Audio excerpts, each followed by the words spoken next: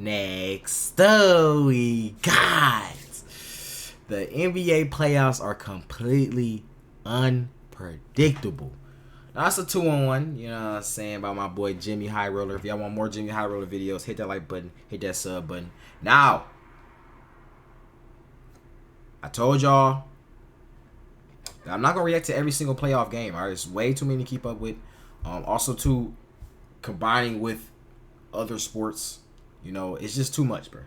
So what we're gonna start doing is reacting to these type of videos so I can get a full breakdown of what's going on, you know what I'm saying? And on top of that, just like the 76ers game, it was an OT game, you know what I mean? Great game. But I couldn't post it. All right, so now I got to deal with that. I'm making a entertaining reaction, and then here come I can't post it. So it just kills all motivation for trying to, you know what I'm saying, keep up for y'all. So like I said, so this is way easier to do. So yeah, like NBA playoffs, I've been loving it. You know what I'm saying? Me as a Nuggets fan, I've been loving it. So, you know what I'm saying? Hey, hit that like button, hit that sub button. Let's just hop into it. Over the last 2 NBA seasons, I have made a prediction on who I think will win the NBA title, and I use strictly numbers and potentially predictive metrics to narrow down my decisions. Overall, I think my predictions went all right. In 2022, I chose the Celtics to win it all, and they came within 2 games of doing just that. Last season, I chose the Celtics again, and if it weren't for the Heat being the greatest 8 seed ever assembled, that might have panned out as well. So this season, I considered predicting the eventual NBA champs once again. By the way, I think it's going to be the Nuggets. But as fun as these experiments are, the reality is numbers will never get you all the way to the correct conclusion. And no, it's crazy, bro. You know what's crazy? Anthony Edwards, right? It was weird because when I was reacting to his highlights and I'm seeing his athleticism, I'm like, bro, he remind me of Michael Jordan, but I don't want to say that because it's like I don't want to compare him to Michael Jordan because he like Michael Jordan. It's just like, you know, Michael Jordan #1 player of all time. It's like, you know what I'm saying? But after I said it, I'm seeing now more and more videos, and y'all too. In the comments, y'all was agreeing with me. So I'm like, okay, maybe it wasn't a bad take. You know, so like I said, I am a new NBA fan. So I don't want to just be so quick to just judge off my first appearance. But I was genuinely like, Anthony Edwards is like the next coming of Michael Jordan, bro. I have never seen someone this athletic. Like, seriously. Like, bro. So, I mean, yeah, bro. Hey. How many metrics you all the way to the correct conclusion, first W take. How many metrics you factor in. The game is just too unpredictable. And just a week into the NBA playoffs, we all got a jarring reminder of just how unpredictable it can be. But Game 2 of the Lakers-Nuggets series in particular really crushed my hopes of ever being able to pin down any sort of coherent prediction. After being down 20 points in the 3rd quarter, the Nuggets crawled back and completed one of the largest comebacks in playoff history. Jokic is nearly perfect as usual to close out the game. Jamal Murray summoned his inner prime Michael Jordan for the millionth time to put a dagger in the hearts of Lakers fans, and we were all stunned. But why oh my God, look, bro. I didn't see this when I reacted to it. I was so hyped, I didn't even see, bro. Bro, Anthony Davis got caught in the traffic. Wrong team, buddy. But yo, why did this comeback feel oh my God, that was so funny. In the hearts of Lakers fans, and we were all stunned. But why did this comeback feel inevitable? The Nuggets were dead in the water at one point in this game, and yet I never felt like they were completely out of it. In no universe should a Miami Heat team without Jimmy Butler and Terry Rozier beat a 64-win Celtics team by double digits. And yet, was this game really all that surprising? Has the NBA, and specifically the playoffs, become more unpredictable than ever before? In the past, it always felt like there were teams who skated past the first round, teams that seemed to be levitating above others on their way to the conference finals. But in today's NBA, all bets are off. Any team can win at any moment. Regular season performance becoming more and more irrelevant to postseason success. But why is this? Here's a relatively normal win probability chart. The line starts in the middle, where both teams have a 50-50 chance of winning. The closer the line gets to the top or the bottom, the better one of the team's chances of winning becomes. In this game, the Bucks took an early lead and held on to it until the end of the game. This is normal. Game 2 of the Sixers-Knicks series was not. The NBA is a volatile, unpredictable league, and there is a big reason why. Shit like stocks, bro. Today's video is sponsored by SeatGeek. The NBA season isn't to hook you off SeatGeek. Download the game today. Boys. 10 points isn't nearly enough of a cushion. A 20-point win is considered a blowout by any metric, and yet, as long as there's time left on the clock, a 20-point lead can be chipped away relatively quickly in the NBA today. The Nuggets overcoming a 20-point deficit in Game 2 against the Lakers was remarkable. But you know what's even crazier? With a minute and 15 seconds left in this game, the Nuggets had 92 points. They ended the game with 101. That's 9 points in 76 seconds to close out a playoff game. According to unpredictables.com win probability model, the Nuggets had just an 18% chance of winning this game with a minute and 27 seconds left in the fourth. Wow. Even crazier, a more unlikely comeback happened on the same exact night. Take a look at the clock. There's just 30 seconds left in this game. The Knicks have 96 points. When the clock hit 0, they had 104. The Knicks scored 8 points in just 28 seconds to clinch a playoff win. You cannot predict this. There's no metric that will see this coming. There's no game plan or scheme to prevent this. The Knicks had just a 1.7% chance of winning this game with 47 seconds left on the clock. A couple three-pointers and free throws later, and those chances were all but irrelevant. And even when games don't come down to the wire like this, they are still completely unpredictable. In Game 2 of the Celtics-Heat series, Boston was favored by 15 points going into this game. They lost by 10 points. One of the best regular season teams in NBA history lost to a team missing 2 of their starters at home by double digits. The NBA is as volatile and unpredictable as it's ever been.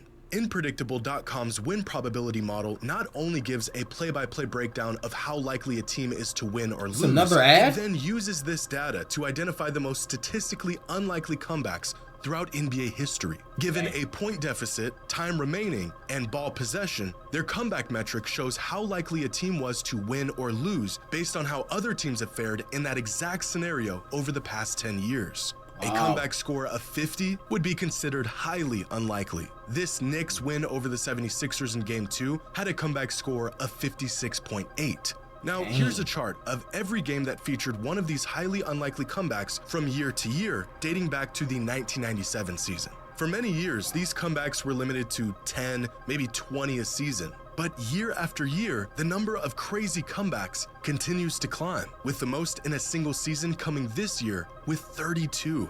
As pace continues to increase in the NBA and teams incorporate more three-pointers into their game plan, the outcome of these games has gotten more and more unpredictable. The NBA has always been a make or miss league, but as offenses have become more potent, so has the potential for comebacks, upsets, and unforeseen results. In any given NBA game, there are 4 statistics, known as the 4 factors, that have the highest correlation to winning basketball games. How well a team shoots the ball, turnovers, offensive rebounds, and how often a team is getting to the line. How well a team does in these 4 factors will usually determine the outcome of a game. But in today's NBA, most games boil down to just one factor. Here's a chart of how often teams won a playoff game over the years when they made more three-pointers than the opposing team. Over the last 3 postseasons. That's how you say, bro. Even though I am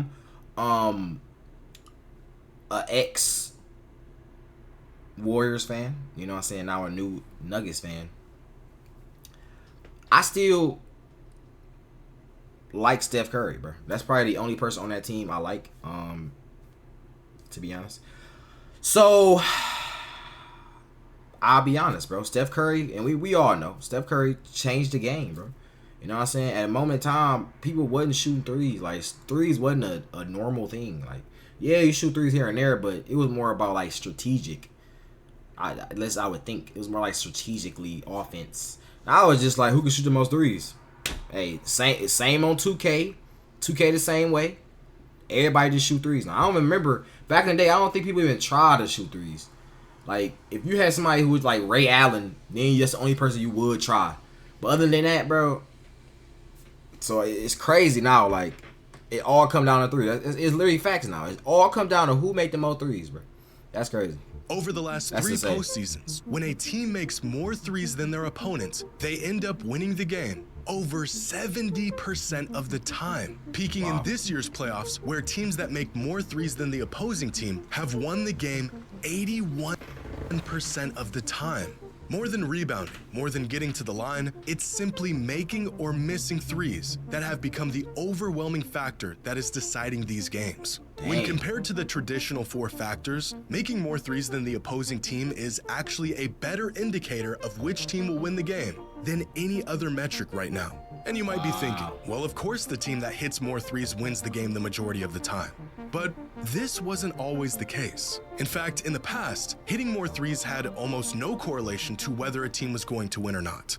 From 1990 to 1994, when a team made more threes than their opponent, they won about 45% of the time. So not only were threes not prioritized, teams that relied more on 3-pointers actually performed worse than other teams. How's that even possible? From 2010 to 2014, the win rate for teams that hit more threes than their opponent in the playoffs jumped to about 55%. So just a decade ago, making more threes gave teams a slight edge over their opponent, but it was still just one of many variables that would determine the outcome of a game. In the past, 3-pointers were viewed as almost a home run, a game breaker, even if the shot was a good open look. Teams didn't take a lot, and they didn't make a lot. But over the last decade, the shot has not only become the focal point for many offenses, it has become the deciding factor in the majority of these playoff games. How many games have you watched where your team gets out to a 10, 15, even 20-point lead, and despite a massive cushion, they still can't relax, knowing that all it would take is a few long bombs to shift the momentum and turn the game around? These long bombs used to be improbable. Get yourself a double-digit lead and holding on to it late in a game was relatively manageable. But now, a 15-point lead in the NBA is nothing. Teams can close that gap in the blink of an eye. In 2012, just over a decade ago, the Miami Heat won a playoff game without making a single 3-pointer. In those same playoffs, the Grizzlies had a game where they didn't make a single 3 and beat the Lob City Clippers by double digits. Here's a series in 2012 where the Jazz hit 9 threes throughout the entire series. Go back even further, and you'll see shooting volatility and the reliance on 3-pointers. I think that's what it was, though. I think that's how, because people probably, back in the day, they probably was shooting threes, but it was such like something that was like not common, and no one, and on top of that, I don't think no one was really good at shooting threes. Like, let me know in the comments, y'all. I'm a new NBA fan, so I'm a casual. So let me know who was the top, let's just say top 3-point shooters of all time. I know Steph Curry, obviously number 1. And then I know Ray Allen gonna be in there, but it's probably some other players I just don't know about. So y'all let me know. But I think back in the day, it wasn't no one that was that effective from 3 points. So if you are shooting a 3-point, that's damn near like saying a free board for the other team. Now they taking it down scoring because no one was like. So basically, you just shooting it for no reason, bro. Because you gon' miss. That's like equivalent nowadays of shooting a full court shot. You just get the ball inbound, just throw the ball full court. You know what I mean? Now they got the rebound. Now they going back towards you. Like, you know what I'm saying? It's like that's the equivalent now. It's funny because I was gonna say half court, but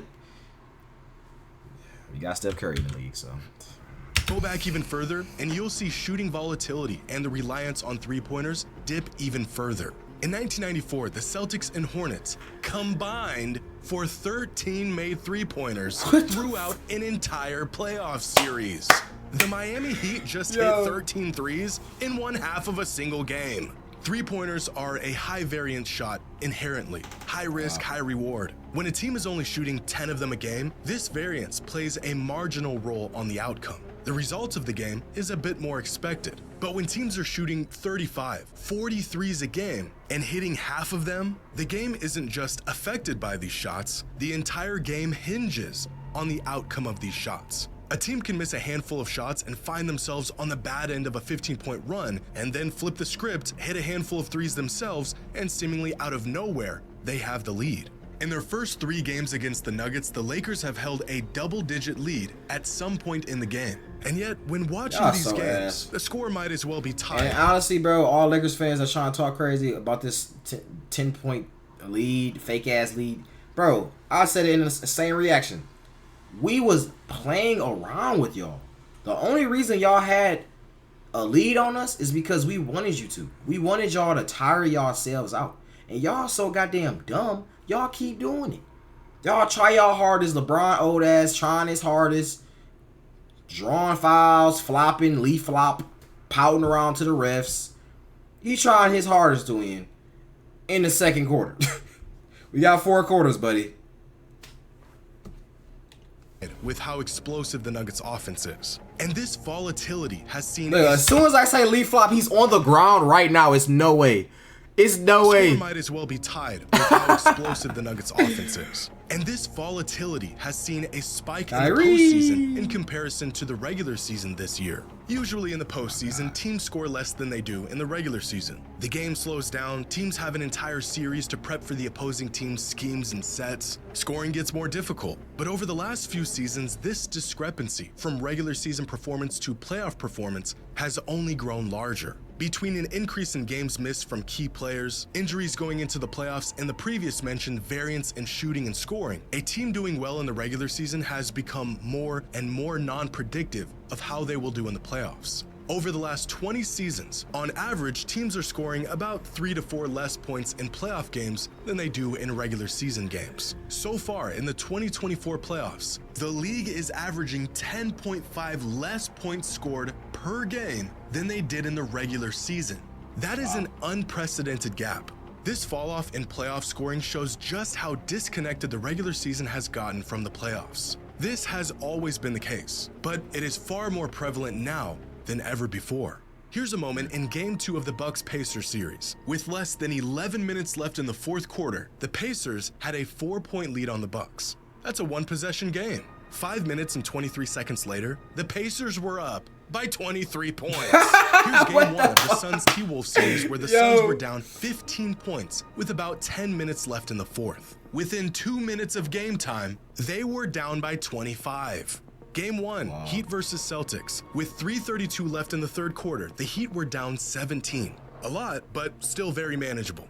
3 minutes later, the Heat were losing by 32 points. These kinds of scoring outbursts are happening all the time now, and they end up being the deciding factor of these games more and more often. Andrew Lopez of ESPN wrote a great article on this in March of this year, detailing the change in scoring variance the league has seen over the last few years and how some players and coaches are reacting to these scoring explosions. Victor Wembanyama said during his time in the NBA so far, he's learned a 20-point lead is nothing. Minnesota head coach Chris Vench was also quoted saying, "You see a lot of unpredictable results regardless of the point differential and the margins of the score. Like, wow, how'd that team beat that team?" And then you look at the column and they made 22 threes. There was a time where you weren't taking 20 threes in a game. It's all down to that. But the most eye-opening part about this article was this stat. When Steve Kerr began his tenure with Golden State, the Warriors strung together 114 consecutive wins when holding a lead of at least 15 points.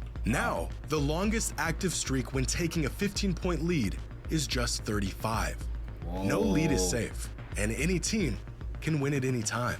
I heard a really good analogy about how scoring volatility has altered the NBA, and it's probably the simplest way to understand exactly what's going on in these games. You ever play Mario Kart?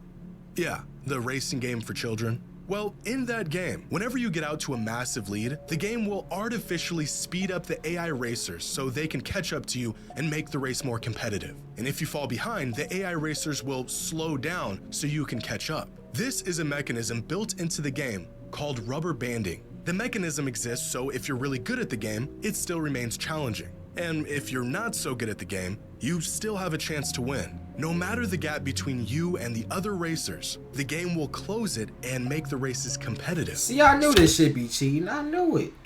Nah, it makes sense. Every game that I lost and I had the lead, bro, I should have won, bro. It all confirms it now. It all confirms it now, bro. I am the best Mario Kart player of all time.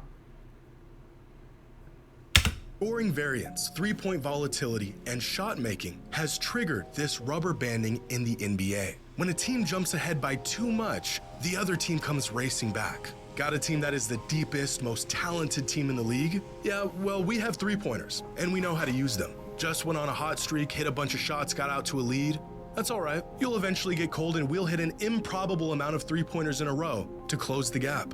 A team can meet all the prerequisites to be a title contender. They could check all the boxes that past champions checked off. They could be the clear favorite in any given series. And still, the NBA is as unpredictable as ever, where no lead is safe and no team is safe.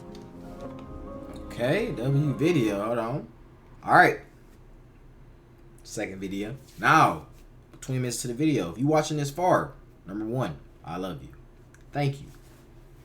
Number 2, we'll play a little game, all right? If you're watching this far, I want you to comment a word, all right? Word of the day.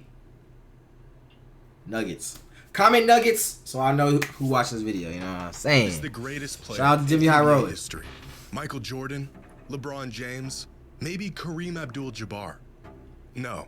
It's Jamal Murray with 2 minutes left in a playoff game. Explain to me exactly how this man keeps doing this. Yes, Go sir. ahead and add 2 more heart-wrenching daggers to Jamal Murray's laundry list of playoff heroics. I'm not even a Lakers fan, and this shot left me in shambles. If I have to watch this man hit 1 more impossibly clutch shot to beat my glorious king in the playoffs, I swear I'm gonna crash out. Jamal Murray might just be the greatest playoff riser in postseason history. Yes, and sir. I've got the numbers to prove it. Big shot taker, big shot maker. Jamal Woo! Yeah. Today's video is sponsored by DraftKings. It's that time of year, my friend. 6. This less Jimmy Right, every ad in the what world. his team needs of him. But come the playoffs, Jamal Murray is a god. Time and time again, Murray has proven that in the postseason, there might not be a single player better than him down the stretch, in the clutch, in the entire NBA today. And it is the most baffling, beautiful, and frustrating thing I've ever had to watch. Jamal Murray's playoff career box plus minus ranks 43rd all time and 27th among all players post 2000. This makes him one of the greatest playoff performers the game has ever seen. Ahead of that's players like crazy. Tatum, Kyrie, and Pau Gasol. But his Wow. regular season career box plus minus ranks What is blocks? What does that 250th. mean? Box plus minus. Let's look it up. NBA box plus minus. Box plus minus. What's the minus button? Minus meaning. An NBA box plus minus is a stat that evaluates a player's quality and contribution to the team based on box score data. Oh, okay. Oh, plus, that's why it's plus minus. It's used to summarize the data of games played, games started, minutes played, field goals made, field goals attempted, field goal percentage, 3-pointers made, 3-point percentage, 3-point field goal percentage. So yeah, okay. So it's literally your box score, your specific player box score at a given time. Okay. 50th all time. Ranks 250th all time. Dang, Jamal he the Murray worst? plays like a first What the ballot fuck? Hall of Famer in the playoffs and Hito freaking Turkoglu in the regular season. And that, my friends, is no Nay-nay? exaggeration. According to Basketball Reference's box plus minus scale, Jamal Murray's career regular season BPM puts him at about the caliber of a decent starter to 6th man. His career playoff BPM puts him in between an all-star and an all-NBA level talent. The man has never even logged a minute in an all-star game. Now, usually in the didn't make playoffs, a- decent damn. players see a dip in production. Good players have relatively steady numbers transitioning from the regular season to the playoffs, and Right. great players elevate their game and do slightly better in the postseason. But not Jamal Murray. His numbers don't just get better, he becomes a whole different caliber of player. That is Because actually kinda throughout his crazy. career, his production and efficiency jump significantly in the playoffs compared to the regular season. If you gonna have some type Shouldn't of even stat be like possible. this, The play- if you gonna have some type of stat like this, bro, it would be this, bro. If I had to have one stat, I'd rather be ass in the regular season, but goated in the playoffs, clutch moments, goated. Oh my god, all day, bro. And actually, I don't think I've ever heard of somebody like this, to be honest. Somebody who was just regular in the regular season, because like he said, most players would be just good. Like LeBron James would just be, normal, dropping 30 a game, normal. But then as soon as he get to the playoffs, They might try to drop 40. You know what I'm saying? So it's just like it's elevated. But you would go from the worst to now the best. What the fuck going on? This shouldn't even be possible. The playoffs are supposed to be more difficult, slower. The teams you are facing are better. But where others fold under pressure, Jamal Murray basks in it. In fact, here's a graph of the top 50 scorers in NBA history according to their career points per game and the difference between their regular season scoring and their playoff scoring. There's 4 different quadrants here, and whatever quadrant a player falls in will give you a general idea of how well they score in the playoffs compared to the regular season. Now, you don't want to be in this area down here. Less production on worse efficiency. This area Larry Bird up there is where the playoff heroes are. Big players who play. So they saying Larry Bird was ass in the clutch? I don't believe that. I mean, he is kind of close to the 1%. So I guess he probably wasn't the clutches of all time, but he was. I'm not even gonna say nothing, bro.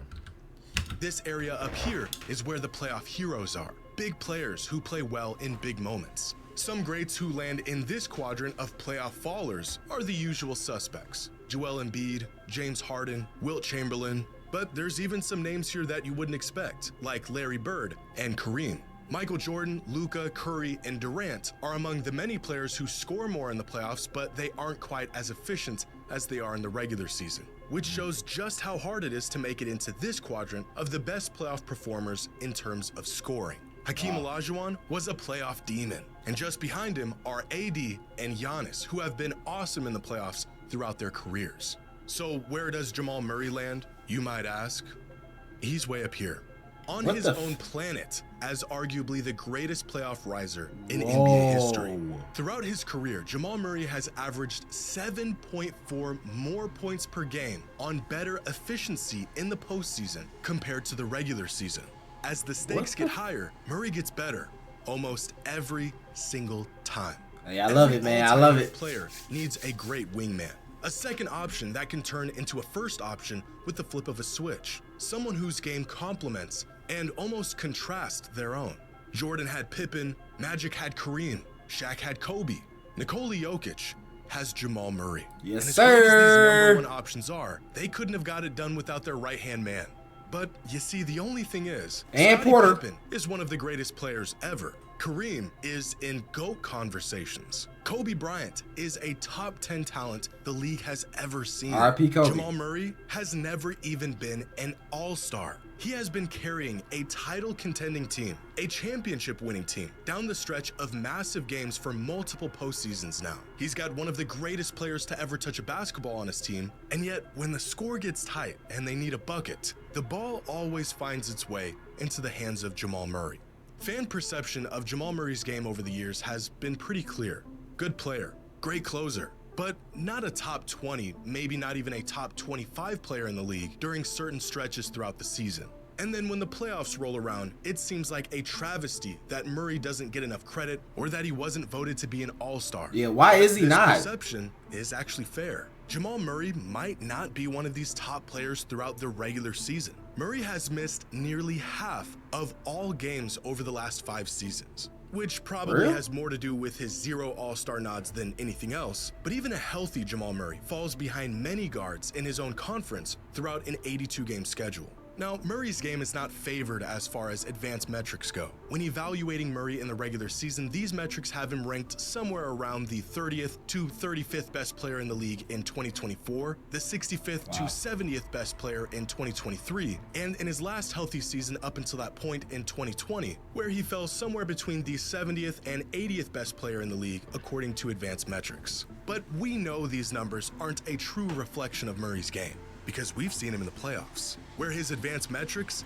look like this, and his value skyrockets into a top 10 or top 12 player in the league throughout the postseason. And although his advanced metrics from this past season have him outside of the top 30 players in the league, I don't know if I can name even 10 players who I would rather have on my team ahead of Murray right now in the playoffs. Let me know in the comments, who would y'all rather have in the playoffs? Clutch moments, you down 10, fourth quarter, 1 minute left.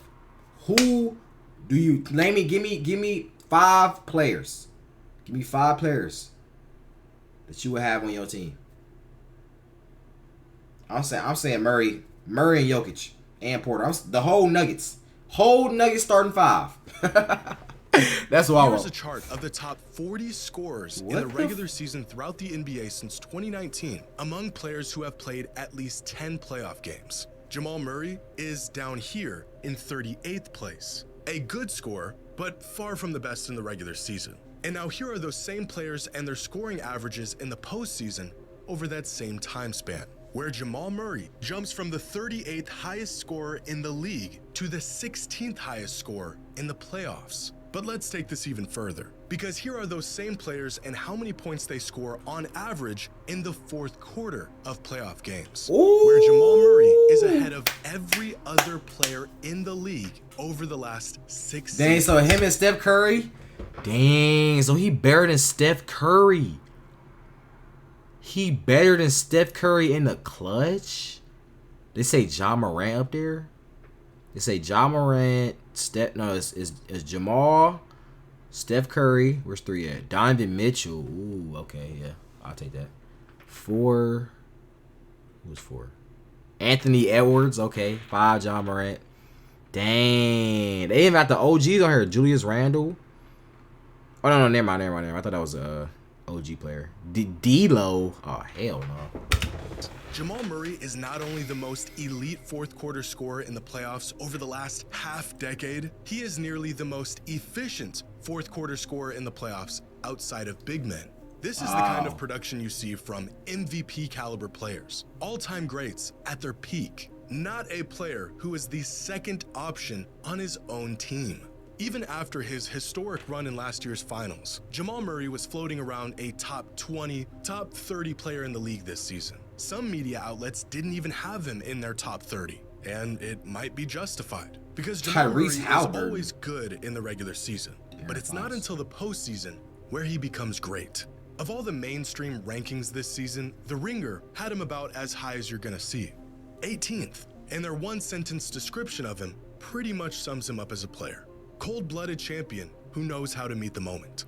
Now, Jamal Murray isn't the only player who has the ability to take his game to another level in the playoffs. Some players that come to mind when I think of playoff risers are Jimmy Butler, Kawhi Leonard, Luka Doncic. And so here's a chart of every single player that has logged at least 2,000 playoff minutes since the turn of the century. 107 players to be exact. And they're plotted on this graph based on 2 key metrics: the difference in their box plus minus from the regular season to the postseason on the y-axis, and the difference in their win shares per 48 from the regular season to the postseason on the x-axis. The further up a player is, the more productive he is in the postseason relative to the regular season. And the further right a player is, the more he is contributing to his team's wins in the postseason relative to the regular season. So similar to the scoring chart from earlier, being up here is really good. Being down here is not so good. But keep in mind, this isn't about how well a player plays in the playoffs. This is a visualization of who rises the most in the playoffs relative to how well they play in the regular season. Down here in the void, we have players like Gary Payton, Kevin Love, and surprisingly, Tony Parker, who saw dips in the playoffs throughout their careers. There's James Harden, about where you would expect. As we approach a more neutral territory, we'll find players like Jimmy Butler, Vince Carter, Stephen Curry, Kobe Bryant. As we creep our way towards the positive side of things, you'll find players like Tim Duncan, Anthony Davis, and Chauncey Billups. But all the way up here are the big game merchants, the players who really take their game to another level in the playoffs. Guys like Kawhi Leonard, Derek Fisher, Giannis, Big Shot Bob, Draymond Green, an unexpected but delightful Reggie Jackson appearance. And of course, Playoff Rondo, who is one of the biggest playoff risers of the 21st century. What we're gonna do is, chat, we are gonna check out players, all right? Because I definitely have to check all these players out, bro. It's actually a good list too. Dirk, LeBron, Chauncey Billups, Ben Wallace. Like, I've heard these names. I think Chauncey Billups played for the Pistons, actually. And I think Reggie Jackson played for the Pistons. But yeah, we definitely gotta check these players out, bro. So let me know in the comments too, some players to react to. He's got a fairly big lead on just about everyone else. But in terms of production and playing winning basketball, no one comes even remotely close to Jamal Murray. What the fuck? The greatest playoff riser in NBA history. Yo! Jamal Murray is the greatest player of all time. Confirmed.